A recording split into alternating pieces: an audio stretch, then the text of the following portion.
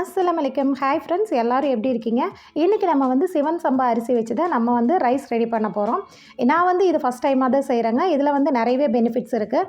முக்கியமாக டயட்டை ஃபாலோ பண்ணுறவங்க இதை எடுத்துக்கலாம். இது வந்து நம்ம பாடியில் இருக்கிற கெட்ட கொலஸ்ட்ராலை கம்மி பண்ணுறதுனால நம்ம ஹார்ட் ஃபங்க்ஷனுமே வந்துட்டு ரொம்பவே நல்லாயிருக்கும். இது வந்து ஒரு பாரம்பரியமான அரிசி வகை சேர்ந்ததுங்க. இது வந்து நம்ம எலும்பை நல்லாவே ஸ்ட்ராங் பண்ணும். இது மட்டும் இல்லை, ஞாபக மருதி இருக்கிறவங்க வாரத்தில் ஒரு 2 தடவையாவது இந்த அரிசியில் உணவு செஞ்சு சாப்பிடுங்க. ஞாபக மருதி எல்லாம் போய் நல்லா ஞாபக சக்தி இருக்கும். படிக்கிற குழந்தைங்களுக்குமே இது ரொம்ப யூஸ்ஃபுல்லாக இருக்கும். டயட் ஃபாலோ பண்ணுறவங்களும் இதை வந்துட்டு வாரத்தில் ஒரு தடவையாவது எடுத்துக்கோங்க. உணவில் கண்டிப்பாக வந்து வெயிட் கம்மியாகும். இப்போ இதை வந்துட்டு எப்படி செய்யலாம் அப்படிங்கிறத பார்த்துக்கிறேன். நான் ஃபஸ்ட் டைமாக எடுத்துருக்கனால எந்த அளவுக்கு தண்ணி சேர்க்கணும் எதுவுமே தெரியல. சரி, இருந்தாலும் ட்ரை பண்ணுவோம் அப்படின்ட்டு தான் பண்ணியிருக்கேன். சம்பா அப்படின்னு போட்டிருக்கனால ஜீரக சம்பா மாதிரி இருக்கும் அப்படின்னு நினச்சிட்டு எடுத்து ஸ்மெல் பண்ணால் சுத்தமாக வந்து ரைஸில் எந்த ஒரு ஃப்ளேவருமே இல்லைங்க.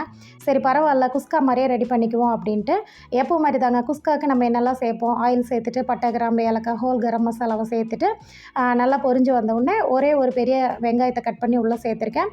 அது வந்து ரொம்ப கலர் சேஞ்ச் ஆகக்கூடாதுங்க, லைட்டாக மட்டும் வதக்கிக்கலாம். கூடவே பச்சை மிளகாய் ஒரு அரை டீஸ்பூன் போல் இஞ்சி பூண்டு பேஸ்ட்டு சேர்த்து அதையுமே வதக்கி விட்டுக்கிறேன். கூடவே ஃப்ரெஷ்ஷான மல்லி இலை கொஞ்சம், புதினா இலை கொஞ்சம் எல்லாத்தையுமே சேர்த்து நல்லாவே வதக்கி விட்டுடுறேங்க. இது வந்து எங்கள் ஊர் கோயம்புத்தூரில் விவசாய கண்காட்சி நடந்தப்போ தான் வந்து என் ஹஸ்பண்ட் ஃபஸ்ட் டைமாக வாங்கிட்டு வந்தார். ஸோ இதில் பிரியாணி செஞ்சால் நல்லாயிருக்கும் அப்படின்னு தான் சொன்னாங்க. அதனால தான் நான் வந்து இன்றைக்கி குஸ்கா ட்ரை பண்ணியிருக்கேன்.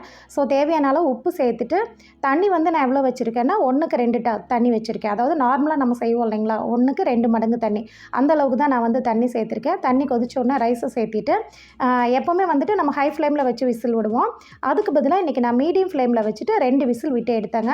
உண்மையிலேயே சொல்கிறேங்க, ரொம்ப ரொம்ப சூப்பராக நல்ல பொல ரைஸ் நல்லா கரெக்டாக பக்குவமாக வெந்து வந்திருந்ததுங்க. சப்போஸ் நீங்கள் இனிமேல் சிவன் சம்பா அரிசி செய்கிறாந்தா இதே மாதிரி 1க்கு 2 தண்ணி வச்சுக்கோங்க.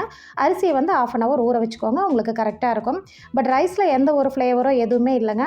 இதுக்கு சைட் டிஷ்ஷாக பார்த்திங்கன்னா நல்லா மாங்காய், காய்கறி எல்லாம் போட்டு தால்ச்சா தான் செஞ்சுருந்தேன். கூடவே சைட் டிஷ்ஷாக வந்து சோயா கிரேவியுமே செஞ்சுருந்தேன். சரி, கொஞ்சமாக டேஸ்ட் பண்ணி பார்ப்போமே அப்படின்னு சொல்லி பிளேட்டில் கொஞ்சமாக சாப்பாடும் கூடவே கொஞ்சம் சோயா கிரேவியும் வச்சு டேஸ்ட் பண்ணுங்க. உண்மையிலே வந்து மேஜிக் அப்படின்னு தான் சொல்லணுங்க.